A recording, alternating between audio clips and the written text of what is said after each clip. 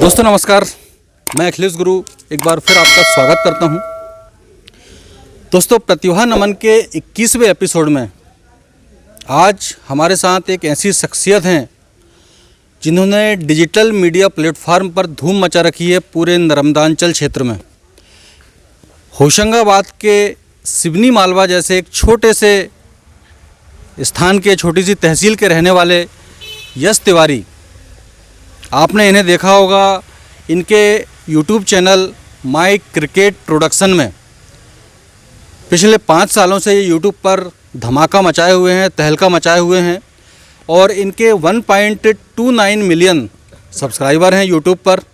45,000 followers इनके Telegram channel पर हैं। टेलीग्राम चैनल भी माई क्रिकेट प्रोडक्शन नाम से ही है, तो आप टेलीग्राम चैनल को भी ज्वाइन कर सकते हैं। YouTube पर तो ये छाए हुए हैं ही, टेलीग्राम पर भी धूम मचा रहे हैं। तो आज इनसे हम जानेंगे इनकी अभी तक की यात्रा के बारे में, इनकी सफलता के बारे में, इनके संघर्षों के बारे में।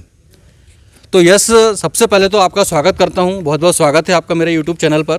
Thank you so much. और यह सबसे पहले मैं जानना चाहूँगा आपकी पारिवारिक पृष्ठभूमि के बारे में, आपके बचपन के बारे में।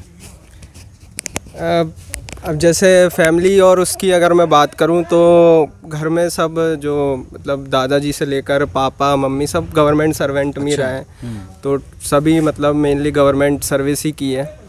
तो यही मतलब फैमिली बैकग्राउंड तो यही है। वैसे तो अपना जो इलाका है ये थोड़ा सा फार्मिंग वाला है जी, और मतलब फार्मिंग भी है, बट ऐसा नहीं है। हमारे घर में सब मेनली गवर्नमेंट जॉब में ही है। बहुत बढ़िया। तो वही जो एक नॉर्मली एक जो रहती है बैकग्राउंड, हाँ। वैसे ही बैकग्राउंड था मेरा भी। जब मैं मतलब जब 10th 12th या फिर जब भी आप बोलो वहाँ, तब तक तो मतलब वैसे ही था। और ऐसा मतलब कोई नहीं था कि मेरे को जाके YouTube करना है। सिंपल जो सबके घर में रहता है कि भाई जॉब करनी है, तो वैसे ही हाँ तैयारी करनी है या फिर कॉलेज में एडमिशन लेना है, और वही सब वो किया भी मैंने फिर। तो YouTube को करते हुए आपको 5 साल हो गए हैं। तो आप पढ़ाई के साथ आपने YouTube स्टार्ट किया था। उस समय क्या पढ़ रहे थे आप, कौन सी क्लास में हुआ करते थे? मतलब मेरा जो पढ़ाई का था वो तो ऐसा था कि पहले मैंने ज्वाइन किया था इंजीनियरिंग, आर्किटेक्चरल इंजीनियरिंग। अच्छा। तो उसमें मेरा पहले मैं ग्वालियर में था। अच्छा। फिर 1 साल मैं ग्वालियर में था। उसके बाद फिर मैंने उसको छोड़ा, तो फिर इंदौर से मैंने वही आर्किटेक्चरल इंजीनियरिंग को कंटिन्यू किया। तो 2 साल मेरे उसमें गए, 2 साल मैंने इंजीनियरिंग की। उसके बाद उसको छोड़ के मैं इस लाइन में आया था। अच्छा अच्छा। हाँ, तो ये 2 साल बाद मैंने छोड़ दी थी इंजीनियरिंग, क्योंकि मतलब मेरे को लगा कि नहीं इससे अलावा भी कुछ हो सकता है। तो इसलिए 2 साल के बाद वो इंजीनियरिंग छोड़ के मैंने इस डिजिटल। तो आपका YouTube तरफ रुझान कैसे हुआ? YouTube का ऐसा था कि जियो आया था उस टाइम जी, तो 2016 की बात है। तो मेरे को ऐसा लगा, क्लिक हुआ कि ये फ्यूचर में ये बहुत ज़्यादा होगा, बहुत ज़्यादा फॉलोअर्स होंगे इसमें और बहुत ज़्यादा ये चलेगा। क्योंकि वो उस टाइम जो ट्रेंड्स देखते थे वैसा मतलब देख के लगता था कि ये चीज़ ही होगी जो इंडिया का फ्यूचर बनेगी। बहुत बढ़िया। क्योंकि उस समय क्या था कि यूट्यूब था, मतलब लोग चलाते थे, बट YouTube को बहुत कम वीडियोस देखते थे उस समय लोग। क्योंकि हाँ। क्या रहता था, डाटा महंगा था। तो लेकिन जब जियो आया तब लग गया था कि इतने बड़े प्लेयर्स उतरे हैं इस मार्केट में, तो डेफिनेटली ये बहुत ज़्यादा फ़ायदेमंद हो सकता है। तो फिर मैंने सोचा कि YouTube पे भी वो ऑडियंस आएगी, और ऐसा करके मैंने थोड़ा सा यही एक स्टार्टिंग का उसमें दिमाग था कि ऐसे ऐसे करके ऑडियंस आ सकती है। तो फिर इसलिए मैंने स्टार्ट कर दिया था। बहुत बढ़िया। तो क्रिकेट की तरफ रुझान आपका बचपन से रहा है, और क्रिकेट की तरफ जाने का कैसे सोचा आपने? नहीं मतलब क्रिकेट का तो ऐसा है कि क्रिकेट का तो सब खेलते ही हैं। तो क्रिकेट मैं शुरू से ही खेलता भी था। अच्छा। मतलब शुरू से देखता भी था। तो मेनली जो मेरा मतलब क्रिकेट में रहता था, वो मैं क्रिकेट देखना उतना ज़्यादा पसंद नहीं आता था जितना वो क्रिकेट के शुरू में जो प्री शोज़ और पोस्ट शोज़ आते हैं। हाँ। वो देखने में ज़्यादा मज़ा आता है। हाँ, एनालिसिस जो होता है। हाँ। तो वही मतलब मेरा मेन जो स्टार्टिंग था वो यही था कि ये जो चीज़ हो रही है, ये जो चीज़ कर रहे हैं, क्योंकि क्रिकेट तो ठीक है एक अलग चीज़ हो गई, बट ये भी जो चीज़ कर रहे हैं ये भी एक बहुत बड़ा प्रोफेशनलिज्म इसमें भी है और इसमें भी कुछ हो सकता है। तो फिर इसीलिए मैंने सोचा कि अगर ये ऐसा कुछ है तो इसको मतलब मैं भी कर सकता हूँ, क्योंकि क्रिकेट देखा भी बहुत है, खेला भी बहुत है। तो फिर मैंने सोचा कि क्योंकि शायद इतना बड़ा प्लेयर मैं नहीं होऊंगा कि इंडिया के लिए खेल जाऊं, लेकिन शायद इस लाइन में हो सकता है कि वो सही हो। तो फिर इसीलिए मैंने सोचा कि क्रिकेट का एनालिसिस, क्रिकेट की न्यूज़, और विक्रांत गुप्ता जो मतलब इंडिया का सबसे टॉप स्पोर्ट्स जर्नलिस्ट है, उससे मैं बहुत ज़्यादा इंस्पायर था। उसके मैं हर वो देखता था टेस्ट मैच से पहले, उसके बाद फिर मैंने सोचा कि ये अगर कर रहा है तो मैं भी बोलना सीख सकता हूँ और उसके बाद मैं भी क्रिकेट के बारे में कर सकता हूँ। और फिर शौक तो था ही, तो इसलिए कभी बोरियत भी नहीं लगी। क्या करना है, कुछ आया कुछ नहीं आया, मेरे को फर्क पहले ही क्लियर हो गया था। हाँ, बहुत बढ़िया। तो आपने क्रिकेट के वीडियो से ही स्टार्ट किया था अपने यूट्यूब चैनल को, या बीच में कुछ और भी?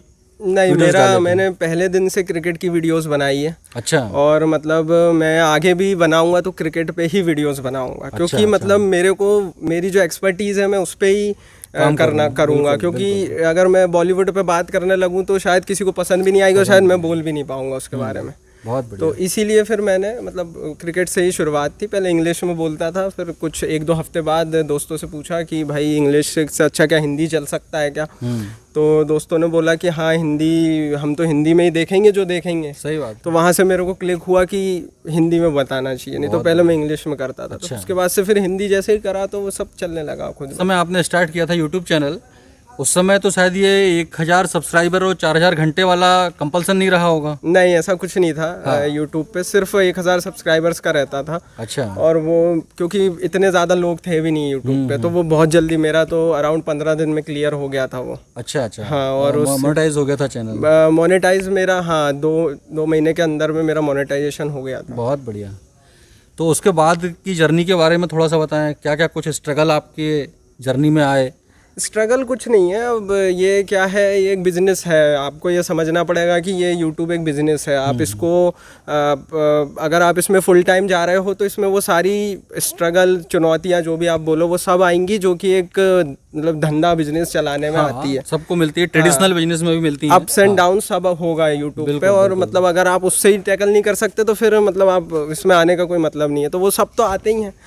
तो ऐसे स्ट्रगल में तो कह दूं कि एक समय ऐसा आ गया था कि घर में कुछ ऐसा हो गया कि मैं वीडियोस नहीं बना पाया। अच्छा। तो फिर कुछ दिनों तक वीडियोस नहीं आई तो क्या है, यूट्यूब ऑटोमेटिकली रीच कम कर देता है। तो वीडियो पे व्यूज़ आना कम हो गए तो आपकी डेफिनेटली इनकम और वो सब पे इम्पैक्ट पड़ा। तो वो ऐसा चलता है। उसके बाद फिर धीरे धीरे करता गया तो वापस गेन कर लिया। हाँ, ग्रो हो गया। हाँ। आपकी पहली यूट्यूब की जो इनकम है उसको आने में कितना समय लगा था, उसके बारे में थोड़ा सा दर्शकों को बताएं। पहली इनकम का तो ऐसा है कि मतलब यहाँ पे सबसे बड़ी चीज़ तो ये है कि इस पे कोई मैटर नहीं करता। यहाँ पे कितने भी पैसे आ सकते हैं, कोई लिमिट नहीं होती। तो जब मैंने शुरू किया था 2016 के एंड में समथिंग, और जब मैं डालता था तो पहले महीने तो मेरे को सिर्फ 8 रुपये ही मिले थे। 8 रुपये? सिर्फ 8 रुपये। अच्छा।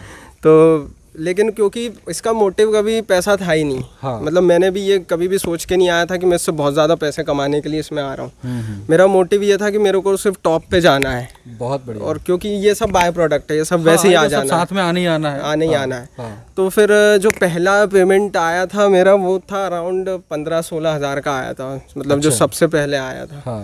और उसके बाद तो फिर कंटिन्यू। कितने समय में, कितने मंथ बाद आपके स्टार्ट करने के कितने मंथ बाद आया था? ये मेरे को 4 महीने हो गए थे। और फिर 4th जो मंथ था मेरा, बिकॉज आईपीएल के टाइम पे मैं ये सब कुछ कर रहा था, तो आईपीएल के टाइम एक अच्छा ट्रैक्शन था चैनल पे। तो उसके बाद ये जो था ये रिस्पॉन्स आया। पहला पेमेंट आपका जो था? हाँ। बहुत बढ़िया।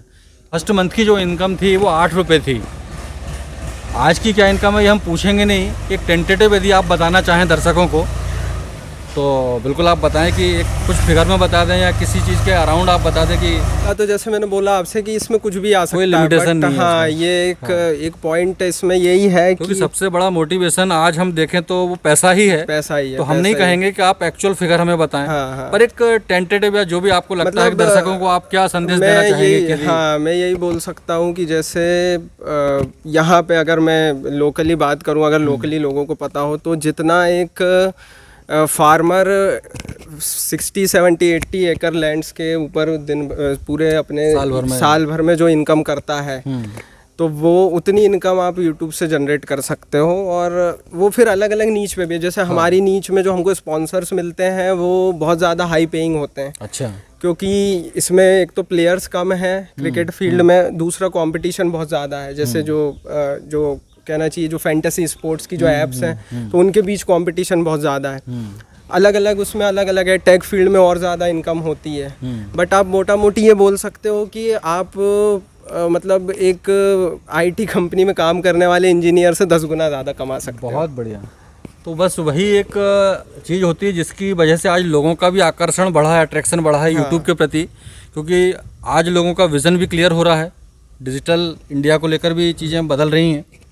और उसके बाद आपके जो पहले 1 लाख सब्सक्राइबर हुए होंगे, हाँ, वो कितने समय में हो गए थे, जो सिल्वर प्ले बटन की हम बात करते हैं? हाँ, तो 1 लाख सब्सक्राइबर मेरे पास 2 चैनल थे। मैंने इससे पहले एक चैनल बनाया था, उसमें मेरे 70,000 सब्सक्राइबर्स हुए थे। अच्छा। पर वो किसी कारण से वो चैनल, क्योंकि उस समय मेरे को इतनी नॉलेज नहीं थी, वो चैनल चला गया था। फिर ये मैंने जो अभी जो चैनल है वो सेकंड चैनल मैंने फिर बनाया था। अच्छा, 70,000 सब्सक्राइबर के बाद वो आपका 0 हो चैनल गया था। हाँ, वो डिलीट हो गया था। डिलीट हो गया था। तो फिर ये दूसरा चालू किया मैंने। तो इसमें मेरे को अराउंड लगे थे 4-5-6 महीने लगे होंगे 1 लाख करने में।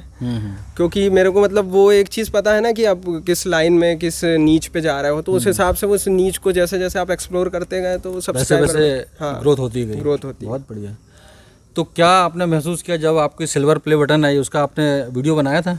हाँ, सिल्वर प्ले बटन का भी वीडियो है। मतलब सिल्वर प्ले बटन का तो शायद मैंने बनाया नहीं था, मेरे को याद नहीं है। गोल्ड का भी, हाँ, गोल्ड का भी बनाया हुआ है। हाँ। बट मेरा यही रहता है ना, मैं कभी भी ये सब चीज़ मतलब देखता नहीं हूँ इतना कि भाई सिल्वर आ रही है कि गोल्ड आ रही है। मतलब नहीं, आपके लिए तो खैर मोटिवेशन वो नहीं बचा। हाँ। किंतु जो नए लोग हैं, हाँ, उनके लिए तो एक मोटिवेशन है। बिल्कुल बिल्कुल, वो मोटिवेशन बिल्कुल रह गई, क्योंकि मतलब वही एक कहना चाहिए एक माइलस्टोन है। बिल्कुल बिल्कुल बिल्कुल। हाँ। बहुत बढ़िया।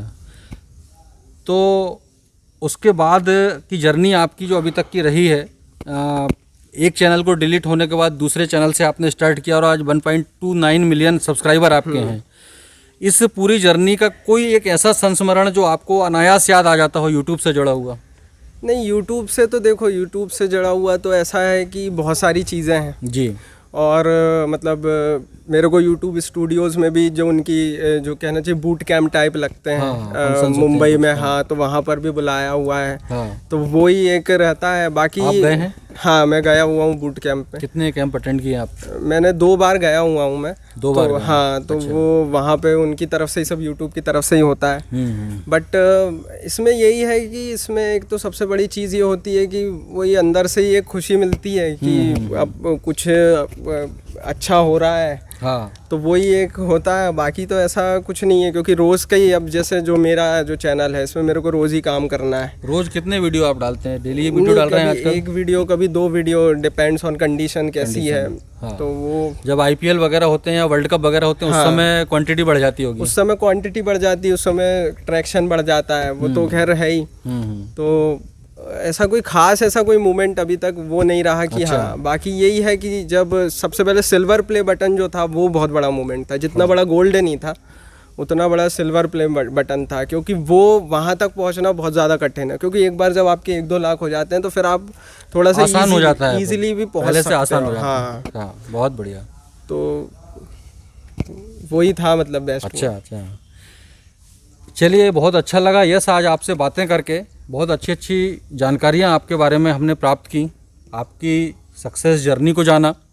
और चलते चलते एक कोई संदेश आप दर्शकों को देना चाहें? अगर YouTube पे बोलूँ तो YouTube पे यही है कि ये मतलब अगर लोग इसको ये सोच के आ रहे हैं कि this is a easy money thing, कि बहुत इजी मनी है, तो फिर इसमें आप अपना टाइम बहुत बर्बाद कर लेंगे।